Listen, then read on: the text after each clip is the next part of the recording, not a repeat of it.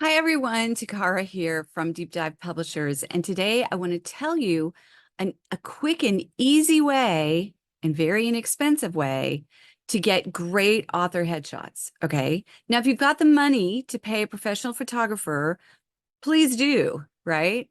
But if you just need something and you don't have, you're strapped for finances or whatever, or you've paid a lot for your editor and, you're trying to keep the budget down, here is a great way to create fabulous author shots. Now, I do this all the time. I do this for the YouTube videos that we create. I do it, the books I'm publishing right now. This is how I got my headshot for those. So what I'm about to show you is how I do it. And I speak on a lot of stages. One of my books is endorsed by Jack Canfield. Like, it can make really good headshots. And like I said, it's a simple, easy way, right? I call it the 5-minute photo shoot.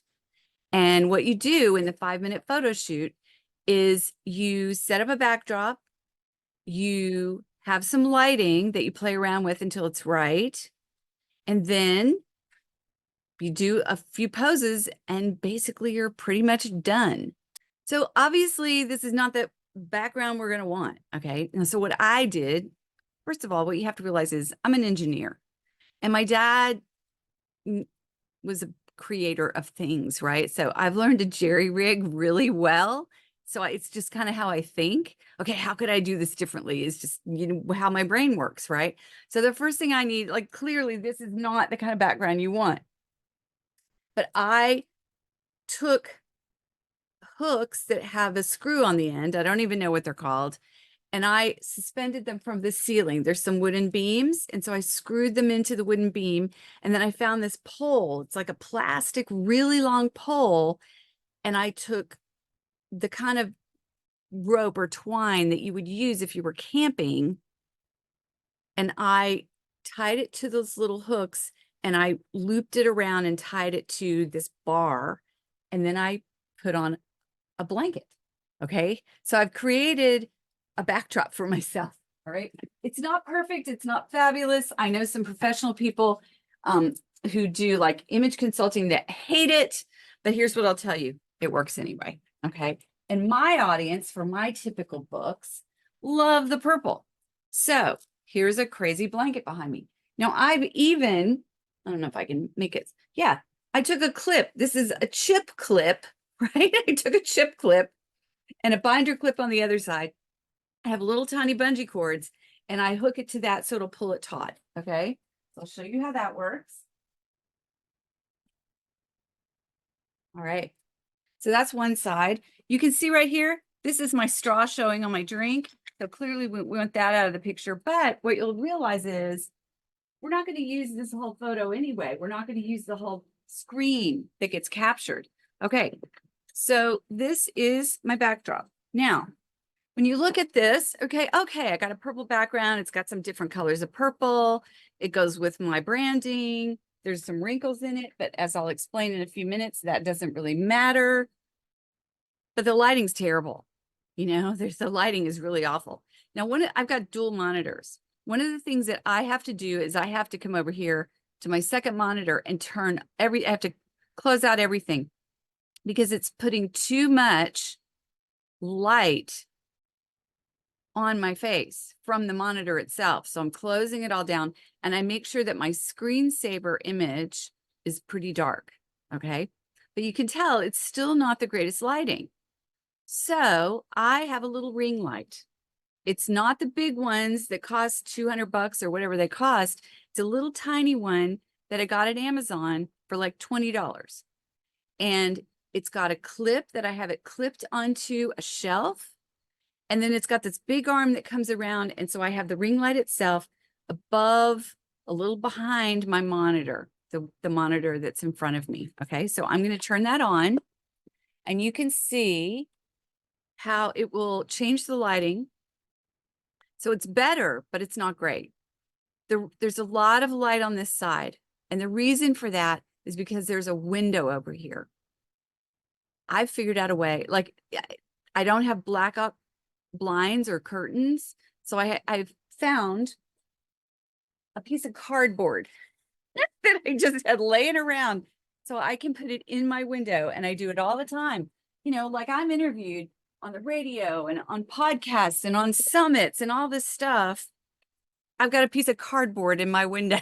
Okay. It doesn't matter. It looks professional. All right.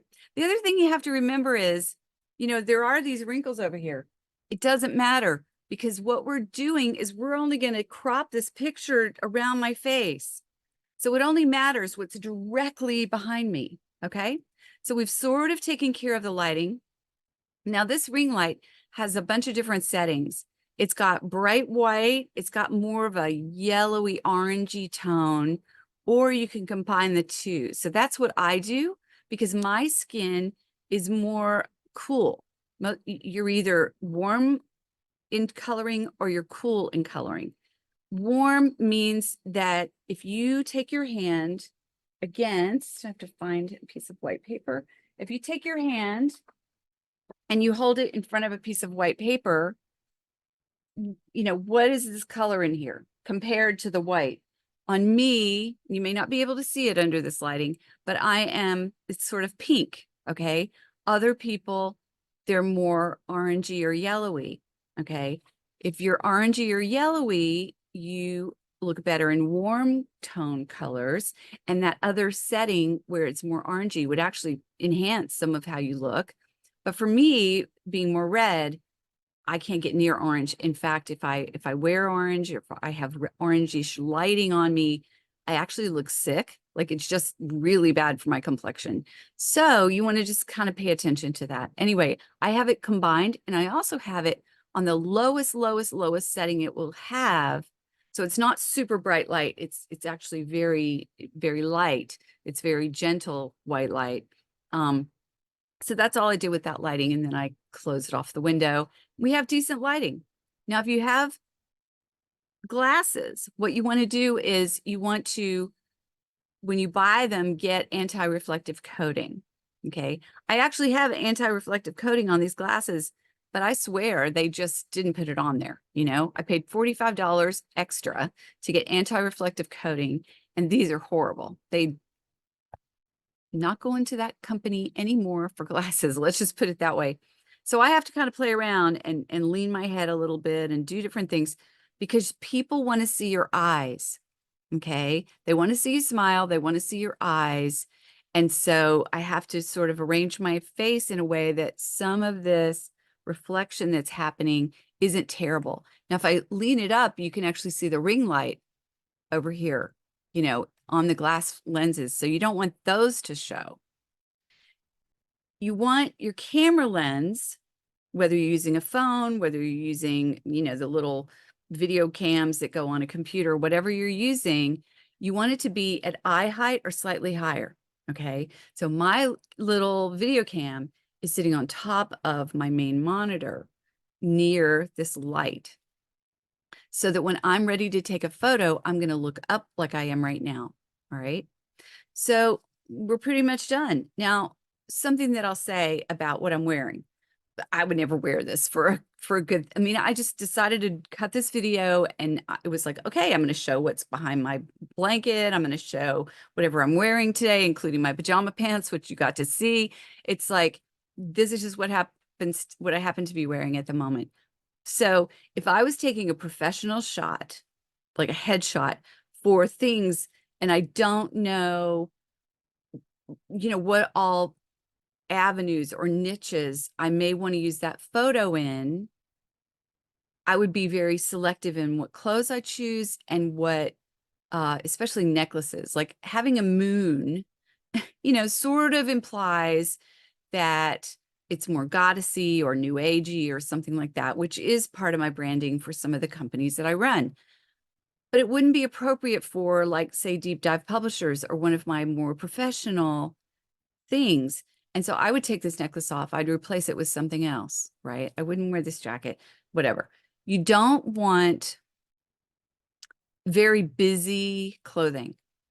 Solid colors are actually the best, but you can get away with a small, like this is actually, there's multiple colors. It's subtle. I could probably get away with this sweater thing, but you don't want to have really loud designs in your clothes because your clothes, your hair, all of it is supposed to be framing your face.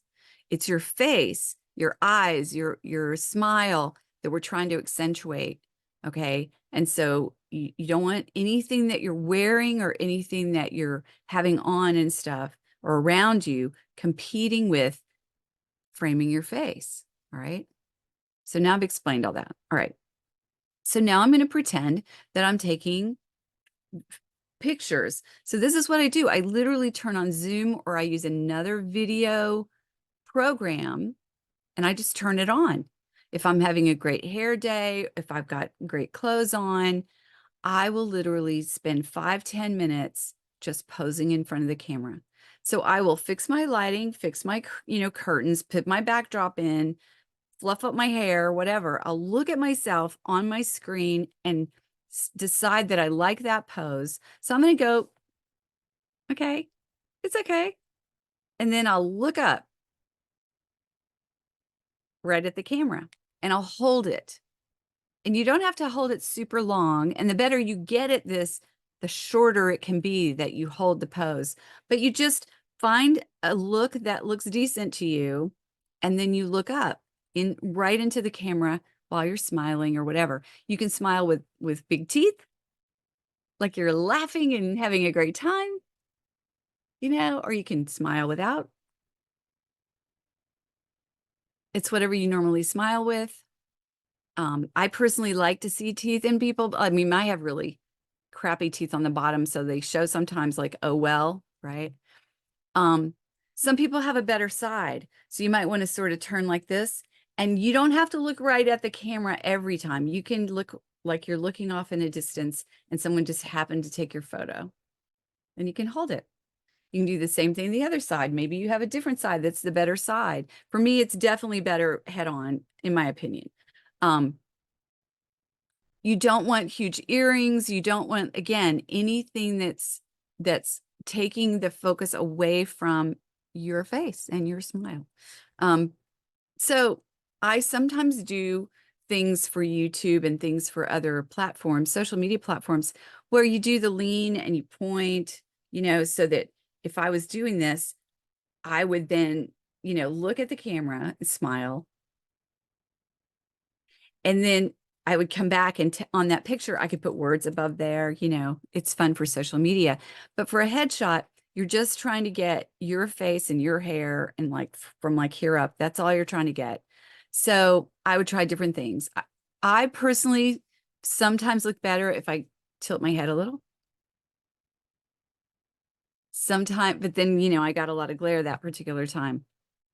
Sometimes you can sit back, you can sit forward, you can lean your head to side. But again, just try a bunch of different things, for 5 minutes, look in the camera, try something and look up and hold it. And then try something else.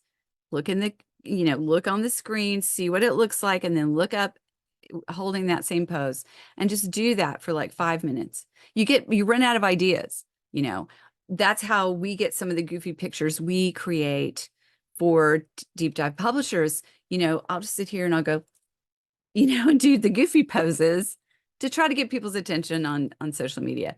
But for a headshot, depending on the nature of your book, if you're doing a business book, you're going to want to dress the part. You're going to want your look to be, I'm someone who has some authority, has some expertise in that topic, whatever that might be.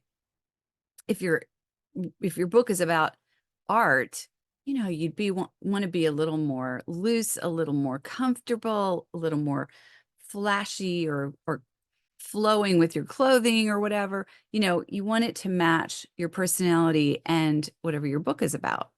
So a children's book author is probably not going to have the same kind of clothing or, facial expressions as a person writing a book about accounting or taxes, right? It's just different people interested in those types of books, But because I try to get a lot of interviews on podcasts and all that, Mine is a little more professional. Not with this outfit. Okay, this is not the outfit I would have, but I would do exactly what I just said to you. And then once I have all those poses, you stop the video and then you play it back. And every time you paused and held a pose, you pause the video and you take a screenshot. Now you can take a picture with your camera if you don't know how to do a screen capture, but every computer has screen capture ability. If you're on Windows, let me see what it's called. I think it's called the snipping tool, right? For me, the snipping tool is right in the bottom bar on my computer, so I can snip things all day. So you just do a big image around yourself, and then using a graphic software like something on Canva or whatever, you'll crop it down better. So you want either a rectangular, where it's more narrow this direction, so it's taller and, so it's like this, but then it's more narrow this way. Rectangular, like up and down, or you want completely square. And when I say completely square, I mean exactly square, all right? Not even one little pixel off. And I believe the picture I use for most things is that square image. Okay. But this is how I've done this for quite a while. And it's easy. And you just keep playing with the lighting. If you're not getting the lighting that you like, then get two flashlights and point them away from you, but they'll bounce off the walls and they'll make some nice diffused light. But what you want is to have light on both sides of your face. You don't want these huge dark shadows because that makes your nose look weird and all these things. So even though I have the window covered, you can still see that there's a little more light on that side, but it's not enough to matter. Okay. Hopefully this was helpful. I know for a lot of people, it's going to help you have a good headshot. It doesn't look like the ones that, if you paid somebody several $100s and they took you off somewhere and you were having natural light and all that, that's another way to do it. You could use a video camera. You could still, like your phone, you can make a video with your phone out in nature, but make sure that your face is illuminated, but you're not looking directly toward the sun and you're not squinting. Because if you're having to squint because there's too much sunlight, that makes for horrible photos. Okay. So you could do the same photo shoot. You can't see yourself on a screen though. That's why I like to do this, because I can see what that pose is going to look like. And then I can just look up at the camera and I get that pose that I was creating, looking at it almost like you're looking in the mirror. Okay. Anyway, have a beautiful day. Until next time.